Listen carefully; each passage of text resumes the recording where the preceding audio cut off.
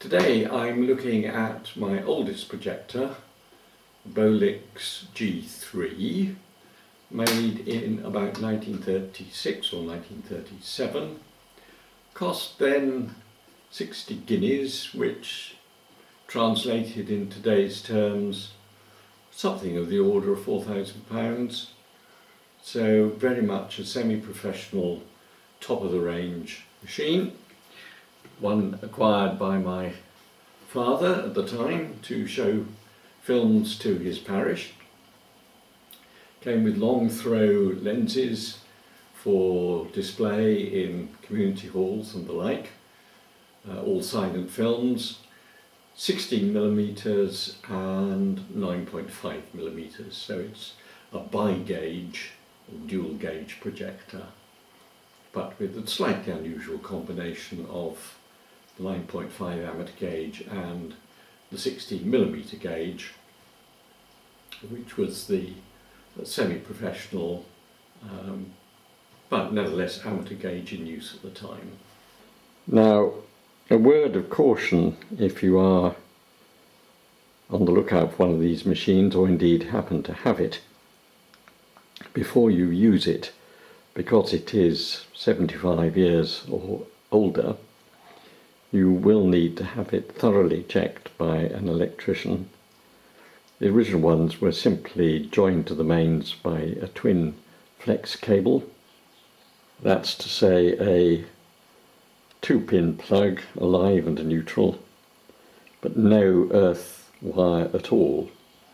So they always had an electrical hum and could easily short out and give an electric shock. So absolutely don't use it until you know and have had confirmed that it is electrically safe by a suitably qualified person. Now, the machines are superbly made, Swiss made, by the Swiss firm of Paillard Bolex, or if you use a French pronunciation, Paillard Bolex, and were designed to run on 110 volts, which of course is not the modern day voltage. So if they were connected to a modern day supply without a suitable transformer, well, they would just blow up. So they are to be handled with extreme caution and only by someone who knows what they're doing and has electrical qualifications. They came with this type of transformer, which, as you can see, is a series of wires which used to glow red hot and give off a huge amount of heat in the process of reducing 240, 250 volts down to 110 volts. There was a slider which was used to adjust the output, because two bulbs were available, one of 250 watts and the other of 500 watts. So it had to be adjusted to the wattage of the particular bulb. Obviously, the bigger the wattage of the bulb, the more power needed. These used to glow with a menacing red glow and become dangerously hot, so they shouldn't be used. What I have is a double wound transformer, which was given to me by a grateful client. It weighs a staggering 22 kilos. I'm not even going to attempt to pick it up, compared to the machine itself, which weighs 16 kilos. You can see on the engraved plate that this is model number 5880, or that's its production number, and that was, I think, early 1937, and this is classified as a G916. Above that is the lamp meter, which is designed again to work at 110 volts and shows whether your lamp is consuming 250 watts or 500 watts. As you can see, this machine has been rewired, and that plug has a warning note on that it's only to be plugged into 110 volts. That is the socket here on the output transformer. And so again, although it is sporting a standard UK 3-pin plug, it should never be plugged into a mains supply. It will just blow the fuse, blow the machine. Now the first task, because the projector's been in storage for quite a long while, is to give it all a thorough lubrication. There are a series of little holes marked with red paint at the entrance, to which you need to introduce a suitable lubricating oil. And some of them are quite tucked away right in obscure corners. Others, such as these 4 on the top of the shutter housing, are obvious and clearly accessible. Now I still happen to have some of my father's original oil from the machine he bought, although I suspect that the oil itself is, which there's a small drop left. I would think after 80 years or thereabouts it's probably lost its lubricating properties. So I'm going to get some high quality sewing machine oil, which should do the job. They are, after all, purely mechanical pieces of kit, like an old-fashioned sewing machine, but with quite close tolerances. An accessible one right in the corner there can just be reached if you open the gate here like that, and with a drop of oil on the end of the prong, dip it in there. There are 9 of these lubricating points to be attended to. Having done that, you can give it a quick test run to see if it's running smoothly. And if we do the down switch, operative switch, hopefully all will be well. There we are. Starts off fairly quietly, just building up speed, and it sounds pretty good.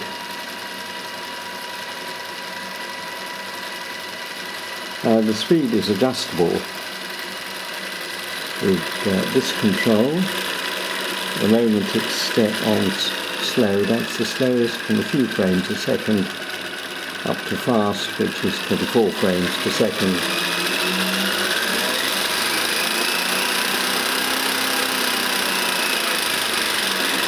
When you can hear the projector is working pretty hard, and you would only normally need that for high quality projection on 16mm films.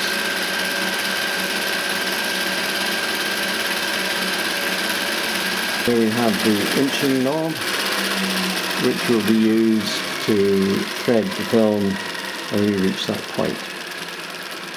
I see I've left the gate open, which is not a good idea, and that should be shut, otherwise the danger of things catching.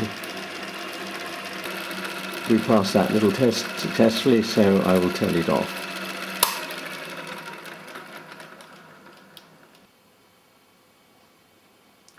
Now generally you would only show films in one gauge or the other, 9.5 or 16mm. It's not unduly difficult, but it's a fairly slow process to change the gauge, and of course it's not remotely interchangeable on the same reel. At the moment the drive machinery in it is for 9.5mm. That's this fairly small frame with a centre sprocket. So the cogs for this, the drive cogs, the drive wheels, are different from those needed to take a 16mm film through the camera. This is a 16mm frame somewhat larger than the 9.5mm frame, with perforations at the dividing line on each side. Later cameras, of course, or later films would have perforations on one side, the other side being reserved for an optical soundtrack. The difference in frame size is apparent here. The 9.5mm having a much squarer shape than the 4.3 of 16mm, the established Academy shape. So if you did need to change films, you probably need to change the lens. The lenses are fixed in their ratios, they're not zoom, and so to get a different picture size you have to move the whole projector lock, stock and barrel towards or away from the projection surface. So here's the kit for changing the gauge. You have to change the drive sprockets, that's these, that's a 16mm one. Notice the little prongs at each edge, and here's the 9.5mm one with the driving prongs that go into the sprockets in the middle of the frame. You then also need to change the spindle on which the film is placed. This with the square or cubic shape goes with the 16mm, and this one with a locking pin goes on the 9.5mm films. Lastly, you need to change the film gate. As you can see here, this one is 9.5mm because the catch, the claw that drives the film down, is placed in the center of the gate. And this is the gate for 16mm.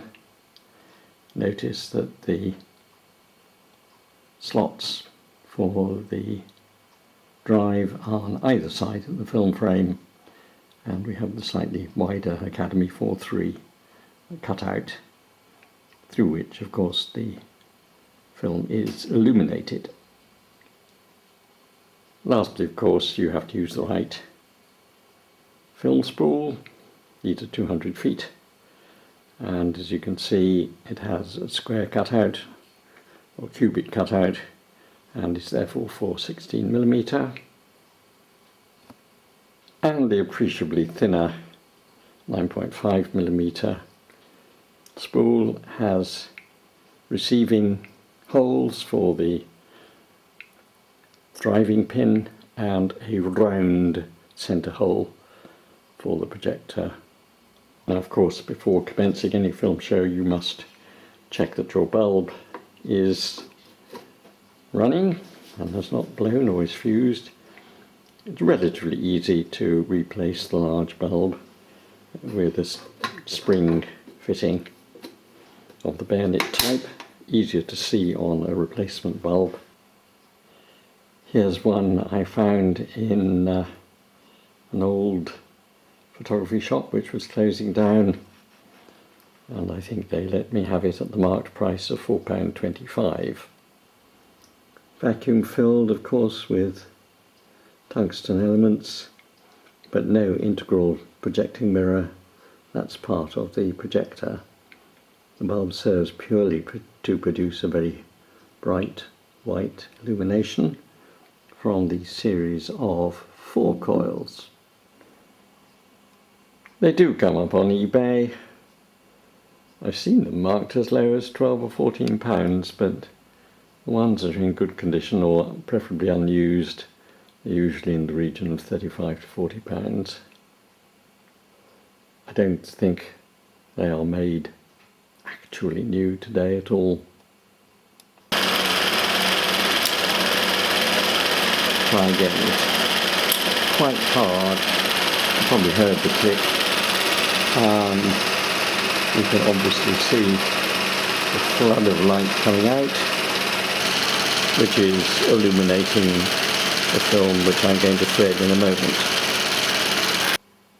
So this is the driving wheel, and I just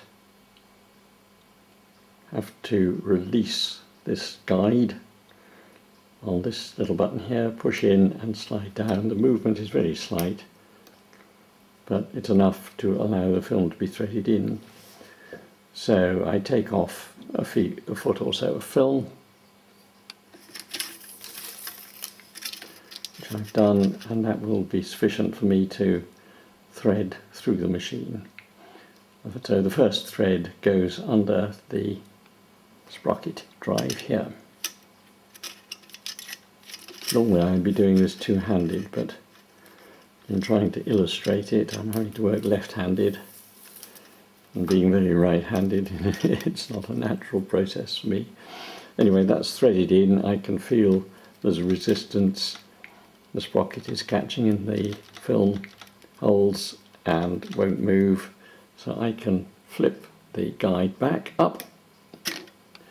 Incidentally, just running the projector with the bulb on for that moment has already made the casing extraordinarily hot. Next you have to open the gate, which you do by pushing on that lever, and then thread the film into the gate. So the film is now in the gate. As you can see, it just slides up and down quite easily. Now you need to leave what's known as the Latham loop at the top. This is needed so that the intermittent drive of the film is smooth. If you don't have a loop there, it will tear the film. So I'm now in a position to release the gate pressure plate, and I can check that the film is registered by turning the inching knob, and we should see, with luck, which I think we can see, that the film is being pulled down one sprocket at a time. Excellent. Now I need to do the same with the lower guide, lifting that up a fraction, feeding the film over the cog or drive wheel,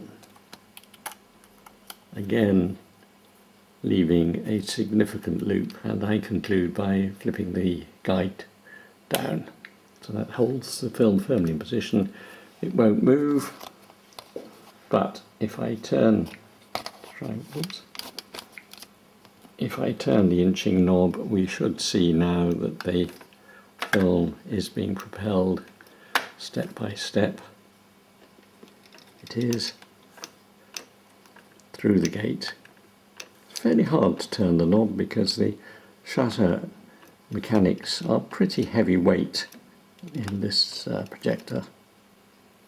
All that's needed then is to fit an appropriate take-up spool.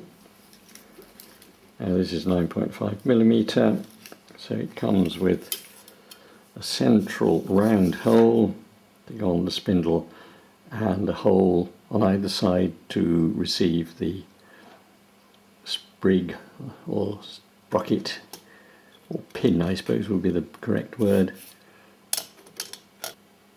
You can see on the spindle there is a slot into which the film obviously needs to be fed.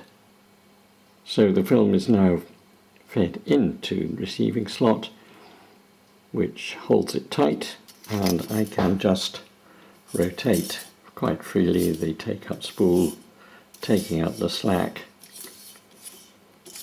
so that it's ready to roll on projection.